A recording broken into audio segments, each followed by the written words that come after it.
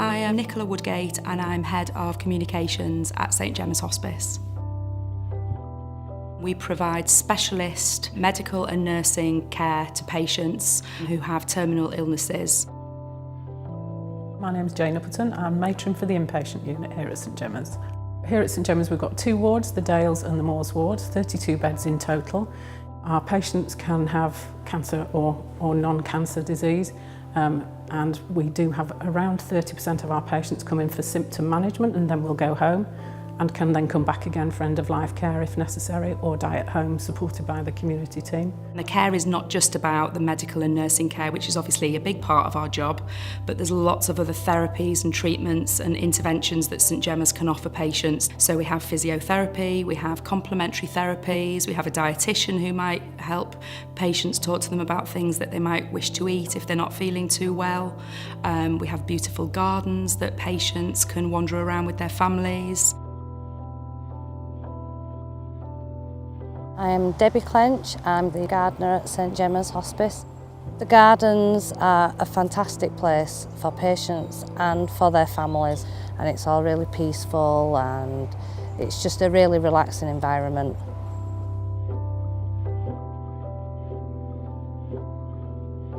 Hi, I'm Sarah. I'm one of the nurses here at Wheatfields working in the day therapy unit.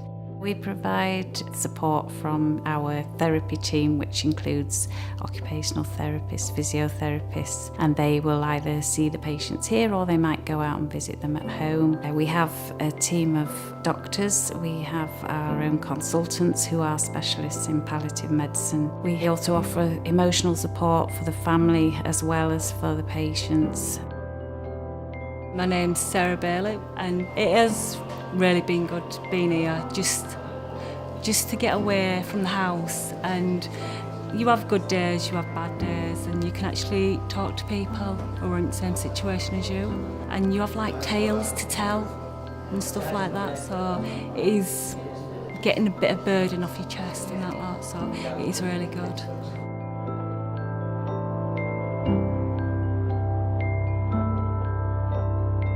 We have Tai Chi, which is fun. You can get people falling asleep. Believe me, we've all had that, including myself. Obviously, we've been making paper maches, we've done jewellery making, Christmas cards, birthday cards. People do Nike Light and all that lot, thinking, what are you making now? And I'm like, I'm making a mess.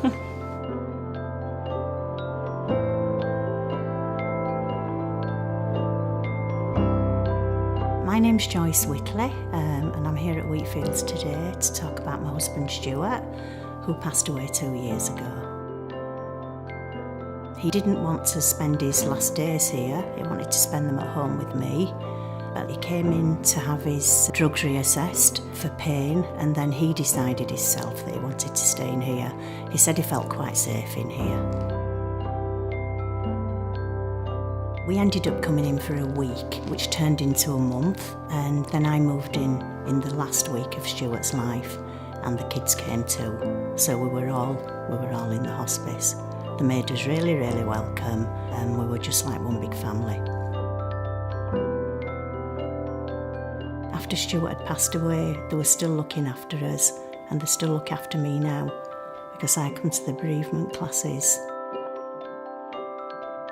My name is Pauline Howard, and I'm a volunteer bereavement support worker here at Wheatfields.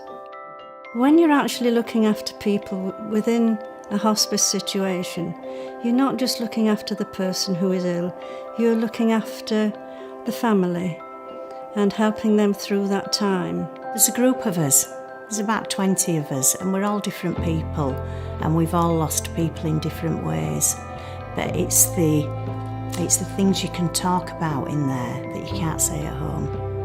People ask you at home, are you all right? And you go, yeah, I'm fine. And you're not. But everybody in that room, although we're all different, we're all there for the same reason. And it's quite good to have the support for that and knowing what different people are doing and how they're coping with things. And then you go home and you think, well, I'm not really doing that bad. I'm doing okay.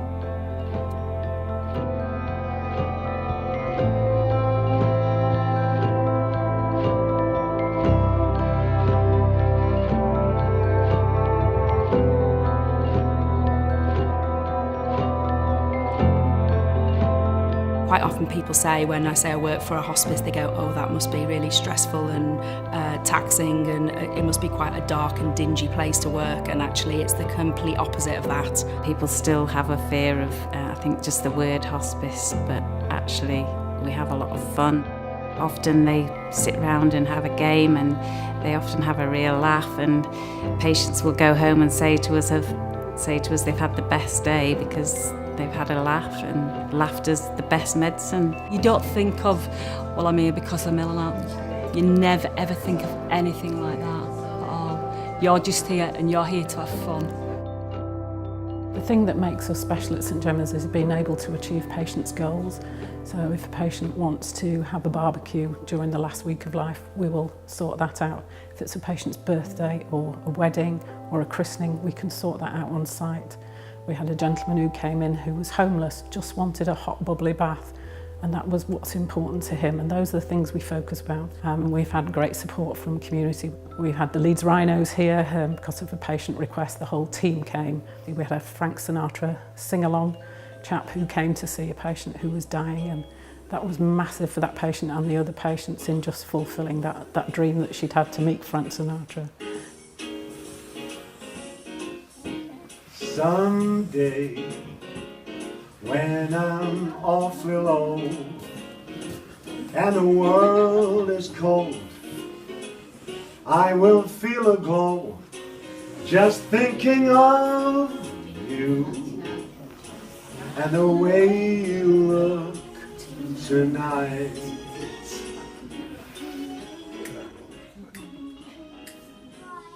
Yes, you're lovely.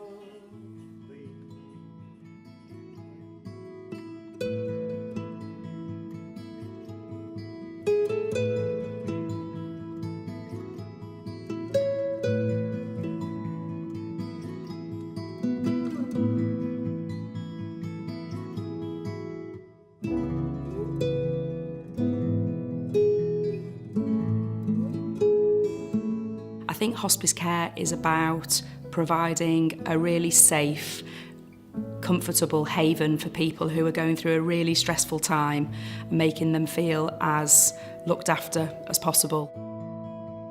To work somewhere like this it's amazing. It really is. It just puts everything into perspective, and just how important and precious everything is, for me personally anyway. My father was a patient here 11 years ago, and on the night that he died I sat with a nurse and I said to her, how do you do this every day? Because it's a really challenging role. And she said, because we can make a difference. And I thought, gosh, I'd like to work here. And it's just the passion and the time that we can give to patients and families that's so vital at the end of life. To be able to sit with them, to be able to sit on the bed, to be able to talk to them, just to be there to hold their hand. And the same with the families. I hope that the families felt that they were at home, and we made them feel like that. Once you get here and you feel the love and the support and everything around you, it's just a wonderful place. And I know my husband felt very, very comfortable here, right up until the very end. I do like listening to the other people, what they can come up with and all that lot. You can swap your horror stories and all that lot, but they're not horror stories. So we all give everybody that humph and all that. Don't give up on nobody. We're here to kick butt. Everybody is.